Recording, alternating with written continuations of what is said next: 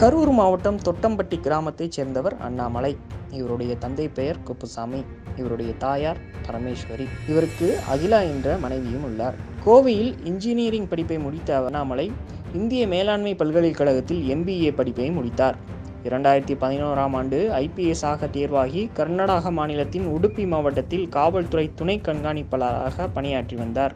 பள்ளி கல்லூரிகளில் போதைப் பொருள் விற்பனை செய்யும் நபர்களை கண்டுபிடித்து நடவடிக்கை எடுத்தார். இரவு நேரத்தில் மோட்டார் சைக்கிளில் ரோந்து பணிகளில் ஈடுபட்டார். தவறு செய்தவர்கள் மீது உடனடியாக நடவடிக்கை எடுத்ததன் மூலம் பொதுமக்களால் கர்நாடகா சிங்கம் என்று அழைக்கப்பட்டார்.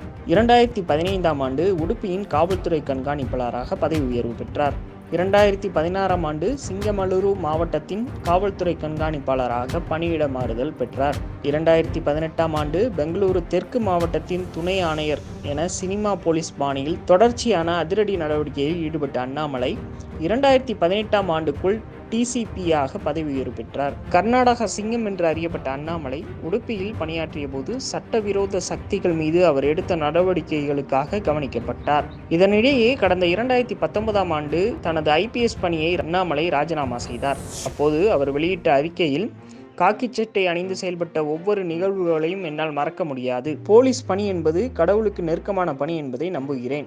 IPS அதிகாரி மதுக்கர் செட்டியின் இறப்பும் என் வாழ்க்கையை சுய பரிசோதனை செய்ய தூண்டியது. எனவே 6 மாதங்களாக யோசித்து ராஜினாமா முடிவை எடுத்துள்ளதாக தெரிவித்திருந்தார். ராஜினாமா செய்த அண்ணாமலை தி லீடர் என்ற அமைப்பை ஆரம்பித்தார். அது அரசியல் அமைப்பு அல்ல என்றும் அரசியலை தூய்மைப்படுத்தும் அமைப்பு என்றும் தெரிவித்த அவர் மக்களிடம் விழிப்புணர்வை ஏற்படுத்துவதற்காக அதனை ஆரம்பித்ததாக தெரிவித்தார். பல சமூக பணிகளை அதன் மூலமாக செய்ய போவதாகவும் தெரிவித்திருந்தார். இயற்கை விவசாயம் செய்ய போவதாகவும் நாட்டு மாடுகளை வளர்க்கப் போவதாகவும் தெரிவித்திருந்தார்.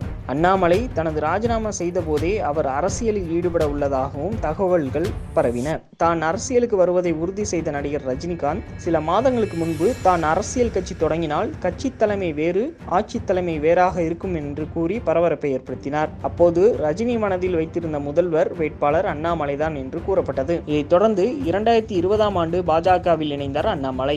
அவருக்கு தமிழக பாஜக மாநில தலைவர் பதவி வழங்கி அழகு பார்த்தது பாஜக தலைமை. தமிழக பாஜக மாநில தலைவர் பொறுப்பை ஏற்ற அண்ணாமலை தமிழகம் முழுவதும் உள்ள இளைஞர்களை பாஜகவில் இணைத்து கட்சியினை வலுப்படுத்த தொடங்கினார். பின்னர் திமுகவுக்கு எதிராக தொடர்ந்து கடும் விமர்சனங்களை வைத்து வந்த அண்ணாமலை திமுக அமைச்சர்கள் மீது அடுக்கடுக்கான குற்றச்சாட்டுகளை முன்வைத்தார். திமுக அமைச்சரவையில் இருந்த செந்தில் பாலாஜிக்கும் அண்ணாமலைக்கும் இடையே சமூக வலைதளத்தில் ஒருவரை ஒருவர் குற்றம் சாட்டினர். பின்னர் அண்ணாமலை கையில் கட்டியிருந்த கடிகாரம் தமிழக அரசியல் வட்டாரத்தில் பேசு பொருளானது. தமிழகம் முழுவதும் யாத்திரையை தொடங்கி நடத்தினார் அண்ணாமலை.